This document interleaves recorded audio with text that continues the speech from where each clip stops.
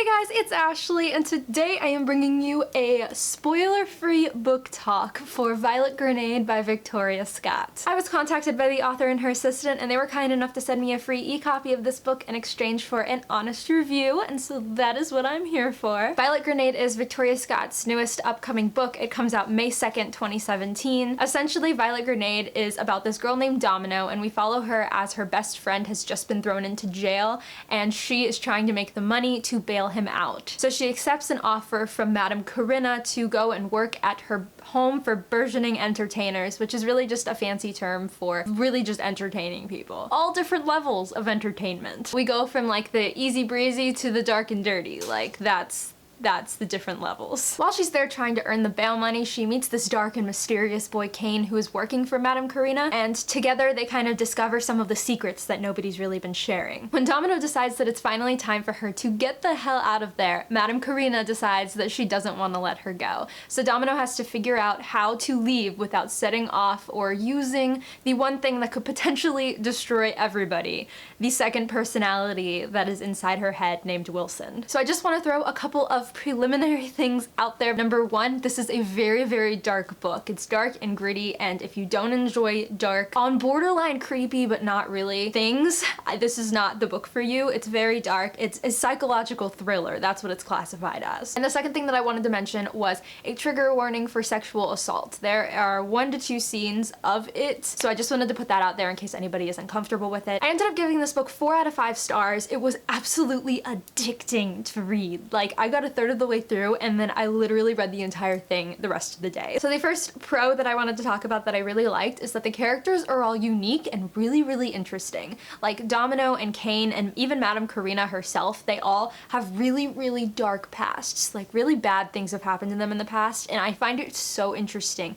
when you're reading a book and you can see how their past has affected them in the future, how their past influences the decisions that they make and the person that they are. And when you throw all of these different kinds of people together with all of the same horrible, horrible past, it's really, really, I don't want to say cool, because it's not cool, it's really messed up, but it's interesting is what it is. Domino, the main character, was actually really conflicting for me. I was always between liking her and not liking her. There were a lot of moments where I felt like she was constantly contradicting herself. She would think about the best friend that she makes in the house, Poppet, and she would say, oh my god, she's my best friend, I love her, I have to keep her safe, and then at the same time, she'd be like, no, I can't have friends, I have to keep away, you gotta stay away, Domino, you can't do this. Like, there was constantly that back and forth, and so that really, really annoyed me sometimes. But at the same time, that's also what I really liked about her, because again, her past is influencing the way that she's thinking, and as much as she wants to like this person and love this person, she knows she has to stay away or she could potentially hurt everybody. You know, I like her, but I don't. I like her, but I don't. And so I think that's what made her really interesting to me. There was one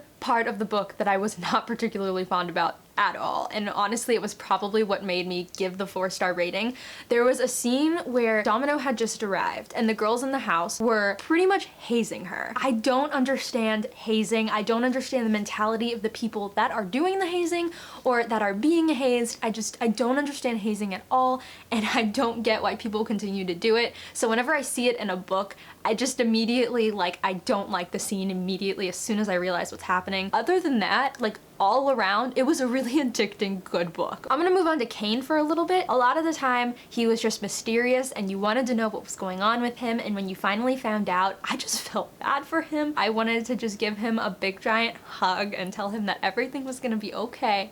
Just, you know, get out of this house and everything's gonna be okay. Poppet was another character that I really enjoyed. She, like I said before, was Domino's best friend in the house. She was like the light in the darkness. Whenever there was a dark moment, which was pretty much the entire book, there would be Poppet like shining a beacon of light and hope into the air. I loved her so much. And Madame Corinna was messed up, but she reminded me of Domino so much, because the people in her past have let her down, and you know, horrible things like I have been constantly putting out in this video, horrible things have happened to them in their past. They were like so similar that I hated her, but I couldn't really hate her because she just kept reminding me of Domino, and every time I looked at her I saw Domino. You know, I want to hate her but I can't. I like it it when you're conflicted over characters. And the last thing that I wanted to mention about this book was about dissociative identity disorder that Domino has in the book. I personally think it's dissociative identity disorder, DID. Some people in the reviews on Goodreads have said schizophrenia. I'm gonna go off of DID. I thought that the way that it was portrayed was really interesting. Now, I can't tell you if it was a good portrayal or not because I don't suffer from it and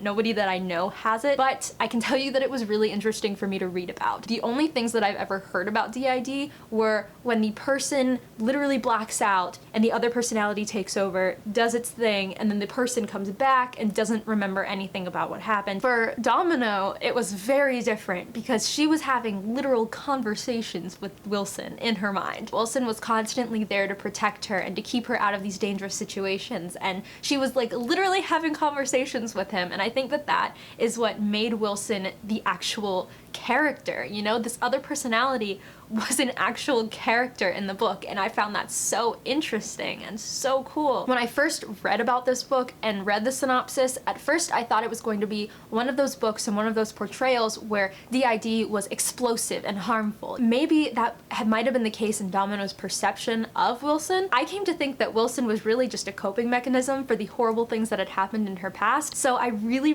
liked Wilson. I thought that he was really great. He was funny a lot of the time, and I really liked the conversations that they had back and forth. There are times when, you know, he sort of takes over and she does black out, so it is kind of DID, the stuff that I've heard about. It was also very different from that, and I enjoyed it. I really did. And so that is my spoiler-free book talk for Violet Grenade. Remember, Violet Grenade comes out May 2nd, so if you are at all interested, please go grab yourself a copy. Like I said, it's very addicting, and even though I had a couple of problems with a couple of the scenes, overall it was a pretty good book. That is going to be it for this video. Thank you guys so much for watching, and thanks again to Victoria Scott, her assistant Jessica, and the publisher for sending me this book to review, and I will catch you guys later. Bye!